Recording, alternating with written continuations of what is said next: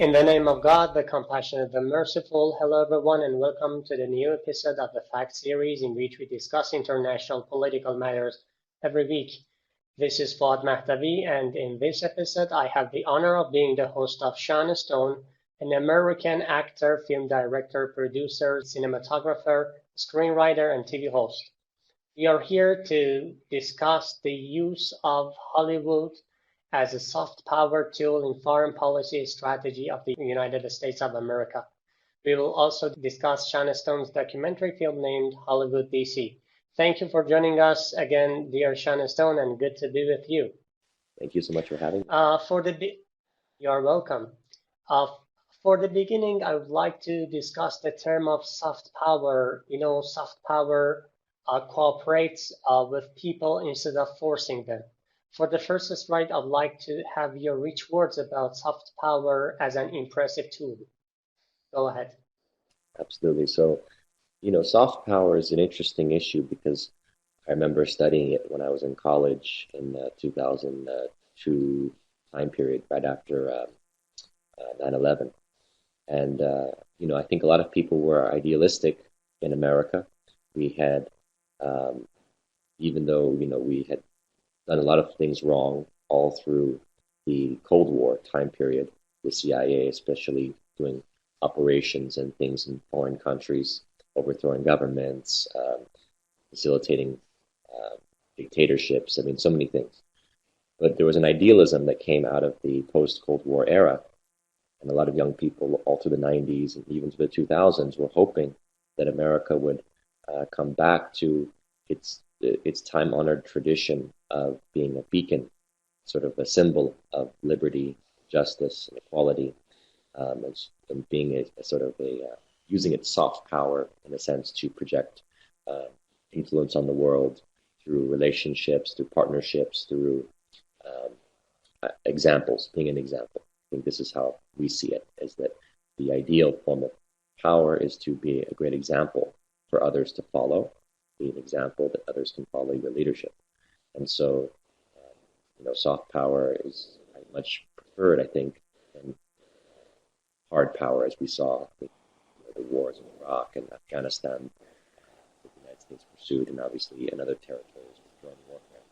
So many people have been dispirited by American actions, but I do believe that there is something that is to be said for this return to the ideal of using soft power, using our influence, using our relationships to change and influence others.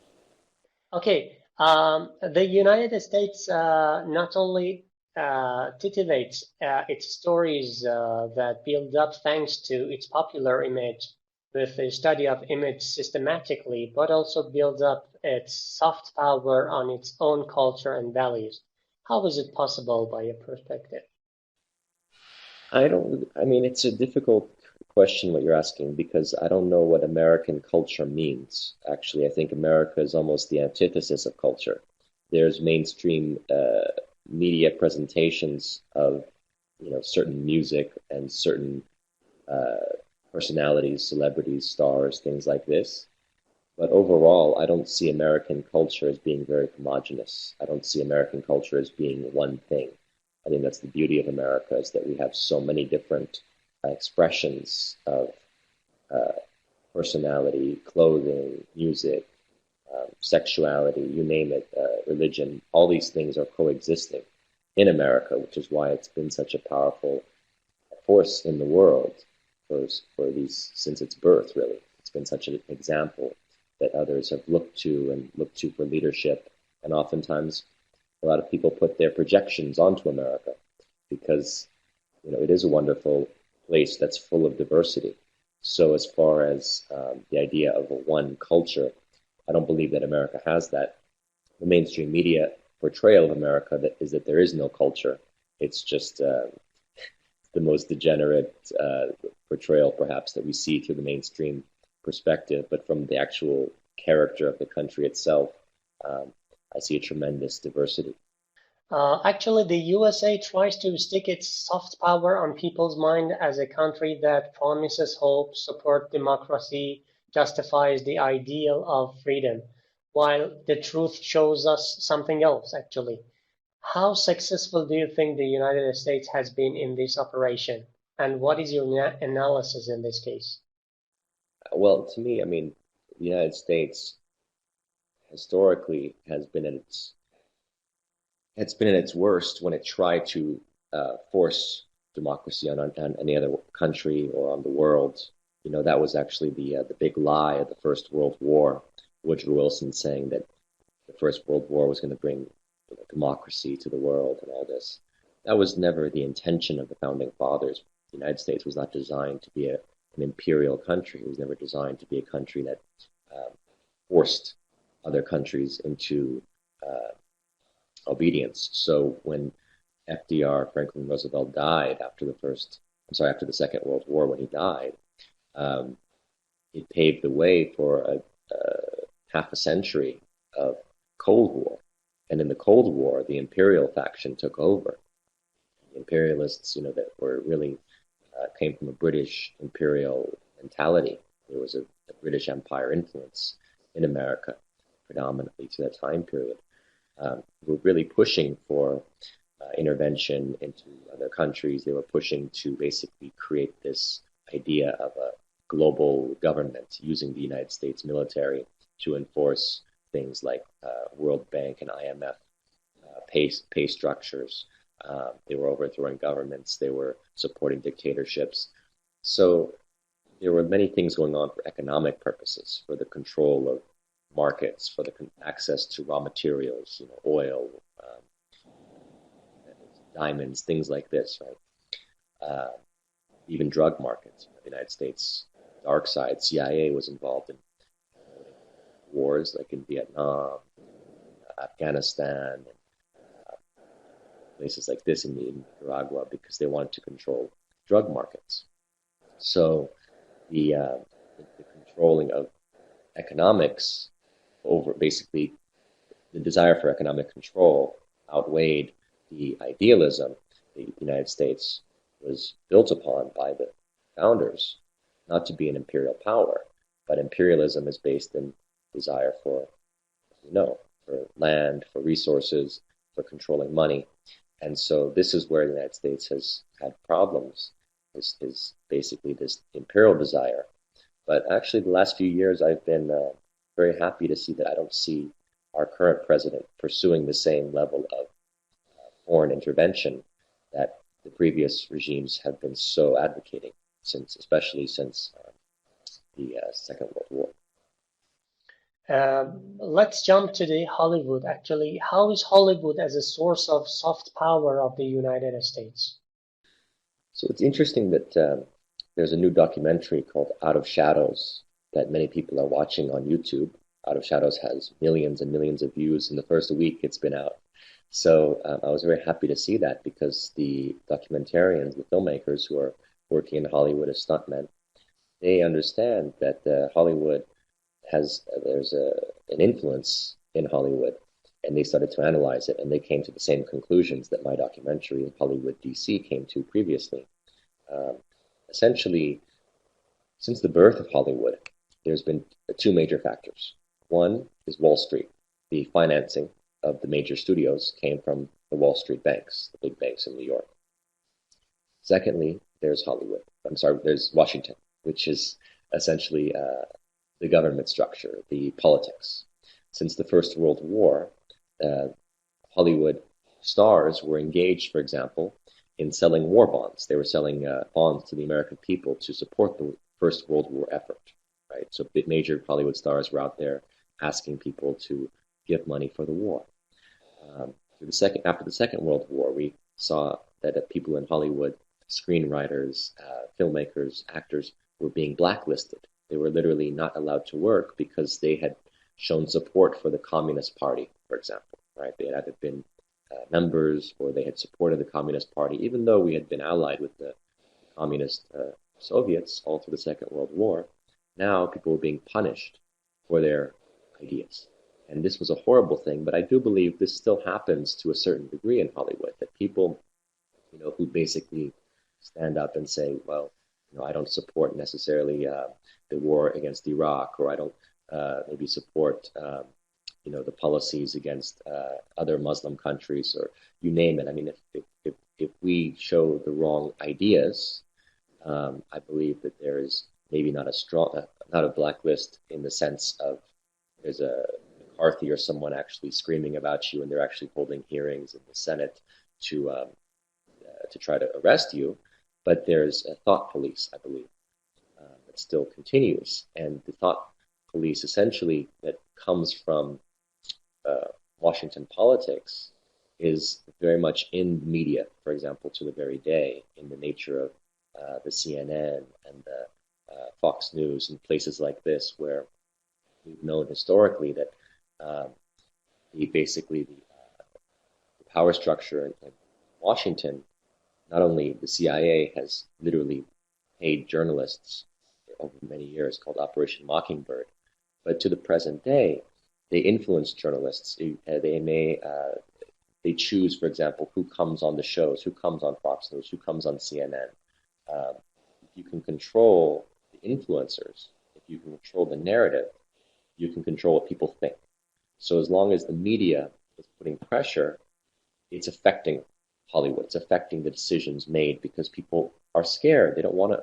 They don't want to, essentially offend the media. They don't want, the major media to basically scream that these studios are traitors, or that these actors are traitors, or that they're doing things that are rocking the boat. Let's say, right? Everyone wants to fall in line. So even in Hollywood now, you see in mainstream media right now, you see a tremendous anti-Trump mentality. Actually, most people in Hollywood hate the president because why? Because the mainstream media constantly ridicules the president. Okay, I'd like to know what have been the Hollywood movies' discourses in the historical process? Give me some examples. That's such a big question. I don't even know where to start. Uh, you know, there is a discourse in actually on the backstage of the Hollywood actually movies, and there are some strategies. I'd like to know about these historical process that have already been, and now they are obeying and following this strategy through their movies. If it is very complicated, we can jump to another question. Yeah, I mean, I would need like more of an example or something that you're thinking specifically, because it's just very, to me, it's a Okay, very big. don't you think that there is some specific discourse for the movies of Hollywood or Hollywood movies? A specific discourse. I mean, the only thing that we talked about in Hollywood, DC, specifically, Hmm. is the world. There's a certain worldview coming out of a lot of Hollywood films that tends to show, the U.S. government, or CIA or any of these agencies, as basically benevolent. There is an overall perspective, I think, that is of the benevolence of the government, and then if there is a bad guy in the government, it's usually like one bad guy. There's one bad CIA agent, for example, but the overall CIA is Hmm. good. I mean, we see that a lot, I think, with the discourse, and um, again, it's like to me, my biggest problem with it is not to say that the U.S. government is bad. It's just to say that there is a lot more. There are just so many I see. agendas at work, right? And we have to be able to call out imperialism when imperialism exists. And it's not to say that, and I do believe that there are what are called cabals. Basically, there are groups that operate between lobbyists, think tanks, and deep state people that operate consistently through uh, maybe the State Department, the Pentagon, the CIA. They've been there for their careers, and oftentimes their agenda is not even the agenda of the president that comes into office. The president may come in with a certain agenda and realize there are people so entrenched in a policy that he has to actually uh, go with their policy, even if it's not his. I believe we've seen that many times. And in fact, I wrote a book called New World Order that was basically about the deep state. It was about the people who are operating from regime to regime. Doesn't matter if it's Roosevelt or Truman, or Eisenhower or Kennedy or Nixon. it's the same people basically that are entrenched, and their ideology is making its way in front of the president. So it's very important Mhm. to recognize that deep state element within the United States, and that deep state element, I hope, that Trump has talked about working to try to uproot a little bit, to try to move out of the system that is now in place. I see. And how do you see Hollywood as an expression of mental process and a propagation tool in foreign policy? Well, it's difficult to know. It's certainly difficult to know, the full effect because I think in the old days, Hollywood had a much more prominent influence in world affairs. There was a time when Hollywood was the major maker of movies in the world. Maybe the French had some good cinema. Um, the Japanese had good cinema, but that was it. Hong Kong, I mean, there were not many. India has its cinema, but there were not many countries making movies, right? Now, fast forward to 2020, and Netflix is drawing upon who? It's drawing upon cinema from everywhere in the world, right? Every country is making more television shows, more movies. So I feel that Hollywood's influence is actually dying, and it's not the same power that it once had to shape the dreams of the global population, the global audience. Now, yeah, maybe people watch X-Men movies or something everywhere in the world, but I think the interest of the culture is more particular. People are watching shows made in their own country for the first time, I would say en masse. Yes, they've always had shows and TV shows, but I think the quality has finally gotten to a place that's comparable to Hollywood. So we're at this beautiful moment where actually national cinema is very powerful. That's why when I came to Iran in 2011, 2012, I was very curious. I came there because I wanted to see what the Iranian cinema looked like, and I wanted to connect with some of the filmmakers and ideally have an opportunity to work with Iranian cinema because I believe in that. I believe that the future of the world is global. It's the idea of not just Hollywood giving you the perspective of reality, but every country, every people, every ethnic group, all the diversity that's available to us, having a voice, having an opportunity to tell their stories, to give their perspective, and to share that because we are all human, so we all have a human story, but then we have particular cultural stories that remind us of our feelings as Great. our aspirations. Great. Let's jump to the. Actually, we want to see, actually, want to understand the relationship between Washington and Hollywood. As the title of your documentary film is Hollywood, DC, indicates something, some relation between Hollywood and Washington, DC. Could you please tell us more? Yeah, I mean, I can give the basic examples that are cited in the film that are very obvious. Are things like there's a CIA office that was opened in Hollywood, right, in the 90s to intentionally affect the scripts. So I think many studio productions, whether it's television or film, oftentimes had CIA or FBI advisors who kind of give the okay. They say, oh, this, the script, you can't say this, you can say that. The same with the military. If you want, for example, military planes, tanks, ships, hardware, right, to make an action film, well, you have to have the Pentagon say, okay. And so, for example, my father, Oliver Stone, when he made Platoon, when he made One on the 4th of July, these big epic war films, he did not have the Pentagon approval because he wanted to tell stories that were honest from his experience and his perspective, and they were more controversial. But I don't think that they were not against the soldiers, but they were anti-war, right? The message was against the war, the problem with the war, and so it was impossible to get the Pentagon to say, okay, we're going to give you machinery and tanks and support, helicopters and support because your script is not approved. So that's the kind of thing that I can point to as very obvious in terms of the influence.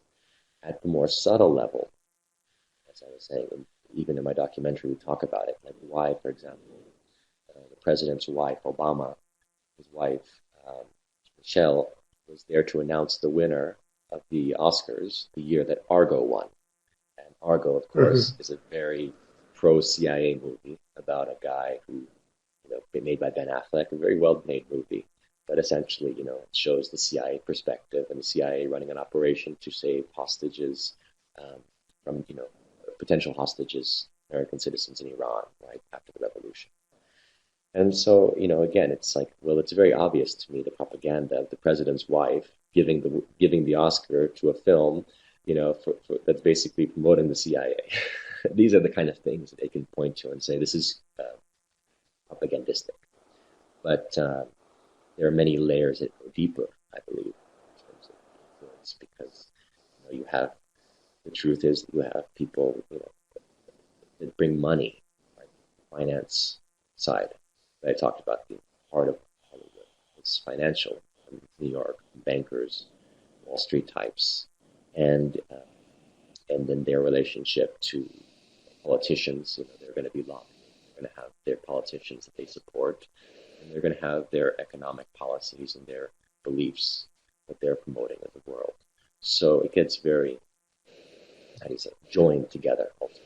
A certain way of seeing the world, a certain way of seeing the American presence in the world, obviously, becomes very pro-American. And certainly, I'm pro-America, but I want us to be on the right side of history. I don't want us to do things that are unjust and unfair. I want us to be transparent with our policies. Okay, thank you very much. Isn't Hollywood going to do something for Corona crisis in the US or not? I'm sure, I mean, there's no way, I don't think you can think of the world the same way now. Right now, there's a whole world is sharing in a moment, a Yeah. pause. Uh, I love this opportunity, I think, to reset a little bit, to recognize that we're all experiencing something, right? And the only way you could experience this as a planet before would have been a war. It would have been like a world war. So to be able to experience something as a Mhm. planet together and not have a war, it's actually a wonderful moment to maybe come inside and to reflect and to do some inner healing work and reflect on what's really going on in our societies and problems within our systems. Okay, thank you for joining us again, and I do really appreciate your noteworthy remarks, and I hope things are going well with you and your work, far away from anything negative.